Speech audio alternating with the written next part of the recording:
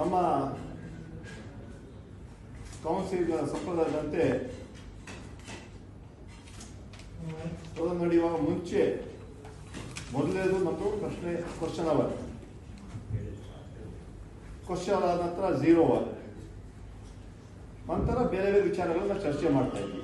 ಇದು ಇವಾಗೆಲ್ಲ ಮುಂಚಿನ ನಡೆದಂತಹ ಒಂದು ಪದ್ಧತಿ. ಆದರೆ ಮೊದಲನೇ ದಿನ ನಾನು ಪ್ರಶ್ನೋತ್ತರ ತಗೋಬೇಕಂತ ತಗೊಂಡ ತಕ್ಷಣ ವಿರೋಧ ಪಕ್ಷದವರು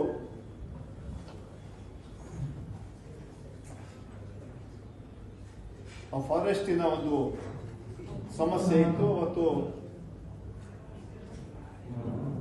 ಏನು 3 ಜನ ಆಮೇಲೆ ಏನು ಅಟ್ಯಾಕ್ ಆಗಿತ್ತು ಅದ್ರ ಬಗ್ಗೆ ಚರ್ಚೆ ಮಾಡಬೇಕು, ಆ ಚರ್ಚೆ ಮಾಡಿದ್ರೆ ಸದನ ನಡೆಗೆ ಬಿಡೋದಿಲ್ಲ ಅಂತ ವಿರೋಧ ಪಕ್ಷದವರು ಗದ್ದಲವನ್ನು ಮಾಡಿದ್ರು.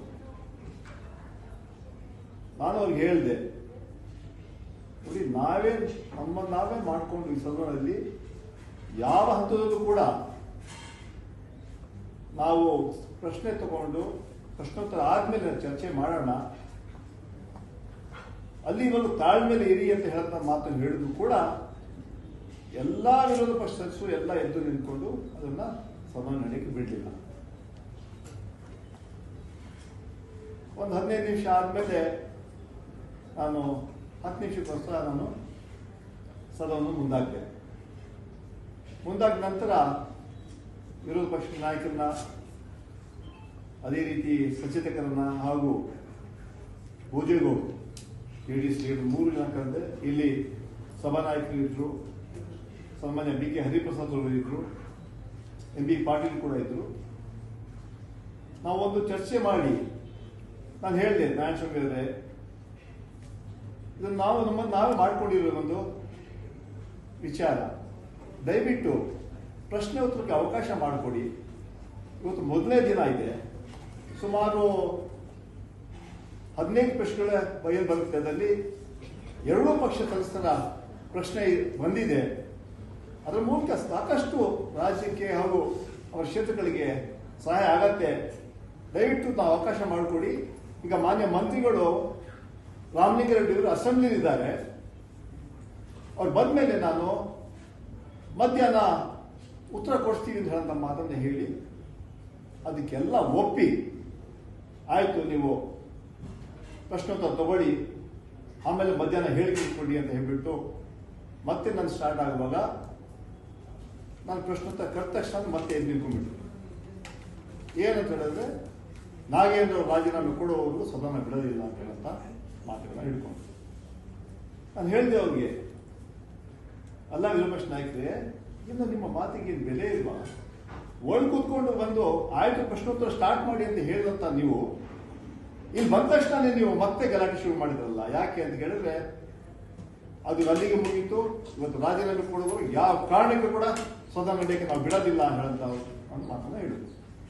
ಎಷ್ಟು ಕೇಳಿದ್ರು ಕೂಡ ಅರ್ಥ ಮಾಡ್ಕೊಳ್ತಾರೆ. ಕೊನೆಗೆ ನಾನು ಕೈ ಮುಗಿ ಕೇಳಿದೆ, ಸಭಾಪತಿಗಳು ನಾನು ಎಲ್ಲ ಹೇಳಿದ್ರು, ನೀವ್ಯಾಕೆ ಕೈ ಮುಗಿತೀರ ಅಂತ ಹೇಳಿದೆ. ಸದನ ನಡಿಬೇಕು. ನನ್ನ ಕೈ ಮುಗಿದ್ರಿಂದ ಅವ್ರಿಗೆ ಏನಾದರೂ ಮನಸ್ಸು ಬದಲಾವಣೆ ಆಗಿದ್ರೆ ಅಟ್ಲೀಸ್ಟ್ ಈ ರಾಜ್ಯದ ಹಿತದೃಷ್ಟಿಯಿಂದ ಈ ರಾಜ್ಯಕ್ಕೆ ಒಳ್ಳೇದಾಗತ್ತೆ ಅಂತ ಹೇಳಿದ್ರೆ ಅದಾದ್ರೂ ಮಾಡ್ತೀನಿ ಅಂತ ಕೈ ಮುಗಿದು, ದಯವಿಟ್ಟು ನೀವು ಬನ್ನಿ, ಪಾಲ್ಗೊಳ್ಳಿ, ಚರ್ಚೆ ಮಾಡೋಣ, ನೀವು ಮತ್ತೆ ನೋಟಿಸ್ ಕೊಟ್ಟರೆ ಮತ್ತೆ ಬೇಕಾದ್ರೆ ನಾವು ಬೇರೆ ಬೇರೆ ರೀತಿ ತಗೊಳ್ಳೋಣ, ನಿಮ್ಮ ಎಲ್ಲ ವಿಚಾರಗಳನ್ನ ಸರ್ಕಾರ ಉತ್ತರ ಕೊಡೋಕ್ಕೆ ತಯಾರಾಗಿದ್ದಾರೆ ಅಂತ ಹೇಳೋಂಥ ಮಾತನ್ನ ಹೇಳೋದು ಕೂಡ ಅವರು ಜಪ್ಪಾಯ ಆಗಲಿಲ್ಲ. ಮತ್ತೆ ಕೆಲವು ಸ್ಲೋಗನ್ ಅವ್ರು ಶುರು ಮಾಡಿದ್ರು. ನಾನು ಹೇಳಿದೆ, ಅವತ್ತು ಹೇಳಿದೆ, ನನ್ನ ತಾಳ್ಮೆ ಪರೀಕ್ಷೆ ಮಾಡಕ್ಕೆ ಹೋಗಬೇಡಿ. ನೀವು ಒಂದು ಲಿಮಿಟ್ ಇರುತ್ತೆ, ಆ ಲಿಮಿಟ್ ಅನ್ನ ಕ್ರಾಸ್ ಮಾಡಬೇಡಿ ಅಂತ ಮಾತನ್ನು ಕೂಡ ಹೇಳಿದೆ. ಅದೇ ರೀತಿ ನಾನು ಮಂತ್ರಿಗಳು ಕೂಡ ಹೇಳಿದ್, ನಾನು ಅದೇ ಸಭೆಯಲ್ಲಿ ಹೇಳಿದೆ, ಮಂತ್ರಿಗಳು ಒಂದು ಪ್ರಶ್ನೆ ಕರೆದೆ, ಆ ಮಂತ್ರಿಗಳು ಇರಲಿಲ್ಲ. ಆವಾಗ ಅವ್ರನ್ನ ವಾರ್ನ್ ಮಾಡಿದೆ ನಾನು, ನಿಮ್ಮ ಜವಾಬ್ದಾರಿ, ನಿಮ್ಮ ಹೊಣೆಗಾರಿಕೆ ಸೆಷನ್ ಸ್ಟಾರ್ಟ್ ಆಗೋ ಮುಂಚೆ ನೀವು ಬಂದು ಕೂತ್ಕೊಂಡು ಅದನ್ನ ವೆಯ್ಟ್ ಮಾಡಬೇಕು. ನೀವು ಸದನ ಕಾಯಬೇಕು, ಸದನ ನಿಮ್ಗೆ ಕಾಯೋದಿಲ್ಲ. ಸದನ ಮಂತ್ರಿಗಳು ಕಾಯೋದಿಲ್ಲ. ಸಭಾನಾಯಕರಿಗೆ ಹೇಳಿದೆ ನಾನು, ನಿಮ್ಮ ಮಂತ್ರಿಗಳಿಗೆ ನೀವು ಮಾರ್ಗದರ್ಶನ ಕೊಡಿ. ಯಾವತ್ತು ಸೆಷನ್ ಇರುತ್ತೆ ಅವತ್ತು ಯಾವುದೇ ಕಾರ್ಯಕ್ರಮಕ್ಕೆ ಹೋಗಬಾರ್ದು. ಎಲ್ಲ ಮಂತ್ರಿಗಳು ಇರಬೇಕು, ಅವರ ಪ್ರಶ್ನೆಗಳಿಗೆ ಅವರೇ ಉತ್ತರ ಕೊಡುವಂತ ಮಾಡಬೇಕು. ಅಧಿಕಾರಿಗಳು ಗ್ಯಾಲರಿ ಇರಬೇಕು ಹೇಳಂತ ನಾನು ಸೂಚನೆ ಈಗಾಗಲೇ ಅವ್ರನ್ನ ಕೊಟ್ಟಿದ್ದೀನಿ. ನೋಟಿಸ್ ಕೊಡಲೇಬೇಕು ಅವರು. ಇಲ್ಲ ನಾನು ನೋಟಿಸ್ ಕೊಡಲ್ಲ, ಫಸ್ಟ್ ರಾಜೀನಾಮೆ ಕೊಡಿ, ಇಲ್ಲ ಸದನ ನಡೆಯಕ್ಕೆ ಬಿಡೋದೇ ಇಲ್ಲ ಅಂತ ನಾನು ಹೇಳಿದೆ. ನಮ್ಮ ರೂಲ್ ಬುಕ್ ಇದೆ, ನಿಮ್ಗೆಲ್ಲ ಗೊತ್ತಿದೆ.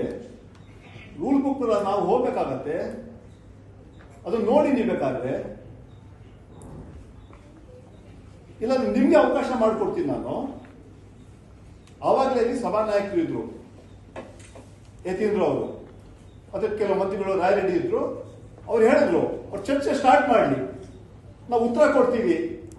ಯಾಕೆ ರಾಜೀನಾಮೆ ಕೇಳ್ತಾ ಇಲ್ಲ ಅಂತ ಹೇಳಬೇಕಲ್ಲ, ಹೇಳಕ್ಕೂ ತಯಾರಿಲ್ಲ, ಸದನ ನಡೆಯಕ್ಕೂ ಬಿಡಕ್ಕೂ ತಯಾರಿಲ್ಲ.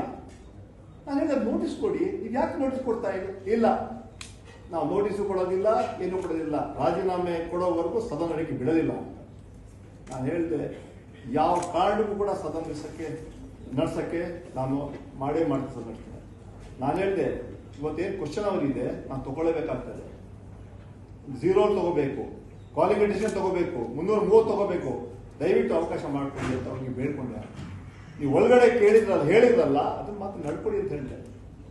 ನಾನು ಕೊಡಲಿಲ್ಲ, ಗಲಾಟೆ ಶುರು ಮಾಡಿ. ಮತ್ತೆ ನಾನು ಈ ಸದನ ನಡೆಸಲೇಬೇಕಲ್ಲ, ನನ್ನ ಹೊಣೆಗಾರಿಕೆ ಜವಾಬ್ದಾರಿ ಇದೆ. ಒಂದ್ ಕಡೆ ವಿರೋಧ ಪಕ್ಷದವರು ಮತ್ತೆ ಆಡಳಿತ ಪಕ್ಷದವರು. ರೂಲಿಂಗ್ ಪಾರ್ಟಿ ನಾನು ಕೇಳಿದ್ರು, ನಮ್ಮ ಪ್ರಶ್ನೆಗೆ ನಮ್ಮ ಹಕ್ಕಿಗೆ ಚ್ಯುತಿ ಬಂದಿದೆ, ನೀವು ನಮ್ಮ ಪ್ರಶ್ನೆಗಳು ತಗೊಳ್ಳಿ ಅಂತ ಹೇಳಿದ್ರು. ನಾನು ಆಡಳಿತ ಪಕ್ಷದ ಕಾಂಗ್ರೆಸ್ ಪಕ್ಷದ ಅವರ ಪ್ರಶ್ನೆಗಳು ತಗೊಂಡೆ, ಮತ್ತೆ 0 ತಗೊಂಡೆ, ಕಾಲಿಂಗ್ ಅಟೆನ್ಷನ್ ತಗೊಂಡೆ, 330 ತಗೊಂಡೆ, ಮತ್ತೆ ಸದನ ಮುಂದೆ ಹಾಕಿದ್ದೆ. ಯಾಕೆ ಕೇಳಿದೆ ಚರ್ಚೆ ಮಾಡಿ ಅಂತ. ಇಲ್ಲ ನಾವು ಮಾಡೋದಿಲ್ಲ. ಕೊನೆಗೆ ಆಡಳಿತ ಪಕ್ಷ ಯಾರು ಮಾತಾಡೋದು ಕೈ ಇದ್ದದ್ದು ಅವನ್ನೆಲ್ಲ ಮಾಡಿ ಬಹಳ ಬೇಜಾರಿಂದ ನಾನು. ಯಾಕಂದ್ರೆ ಏನ್ ಮಾಡೋದು, ಚರ್ಚೆ ಆಗ್ಲೇಬೇಕು. ಯಾಕಂದ್ರೆ ಸದನಗಳಲ್ಲಿ ಬಿಲ್ ಚರ್ಚೆ ಆಗೋದು ಮತ್ತೇನು ಚರ್ಚೆ ಆಗೋದು. ಆದ್ರೆ ಅದ್ಯಾವುದು ಆಪೋಸಿಷನ್ ಪಾರ್ಟಿಯವರಿಗೆ ಬೇಕಾಗಿರ್ಲಿಲ್ಲ. ಅವ್ರದ್ದು ಒಂದೇ ಒಂದು ಹಠ, ಅವ್ರನ್ನ ರಾಜೀನಾಮೆ ಕೊಡಿಸಿ. ಅದಾದ್ಮೇಲೆ ಅಂತಿಮ ದಿನ ಅದೆಲ್ಲ ಕ್ವಶನ್ ಆಯ್ತು, ಬಿಲ್ ಪಾಸ್ ಆಯ್ತು. ನಮ್ಮ ನಾಯಕರಾದ ಸನ್ಮಾನ್ಯ ಡೆಪ್ಟಿ ಚೀಫ್ ಮಿನಿಸ್ಟರ್ ಕೂಡ ಭಾರತ್ ಬಗ್ಗೆ ಒಂದು ದೊಡ್ಡ ಹೇಳಿಕೆ ಕೂಡ ಕೊಟ್ಟರು. ಆ ಹೇಳಿಕೆ ನಂತರ ಸನ್ಮಾನ್ಯ ಮುಖ್ಯಮಂತ್ರಿಗಳು ಕೂಡ ಮಾತಾಡಿ ಹೇಳಿದ್ರು. ಹಲವಾರು ವಿಚಾರ ಅವರು ಕೂಡ ಬಂದು ಯಾಕಂತ ಹೇಳಿದ್ರೆ, ಯಾಕೆ ಇದು ಮಾಡ್ತಾ ಇದ್ದೀರಾ, ಚರ್ಚೆ ಮಾಡ್ಬೋದಾಯ್ತು, ಬರಕ್ಕೆ ಚರ್ಚೆ ಮಾಡ್ಬೇಕಾಯ್ತು, ಬೇರೆ ಬೇರೆ ವಿಚಾರ ಅದ್ರೊಳಗೆ ಚರ್ಚೆ ಮಾಡಬೇಕಾಗಿತ್ತು, ಆದ್ರೂ ಕೂಡ ನೀವು ಅವಕಾಶ ಮಾಡಿಕೊಡ್ತಿರಲಿಲ್ಲ ಅಂತ ಹೇಳ್ತಾರೆ. ಇದು ಅವ್ರು ಏನು ಭಾಷಣ ಹೇಳ್ಬೇಕು ಮಾಡಿದ್ದಾರೆ.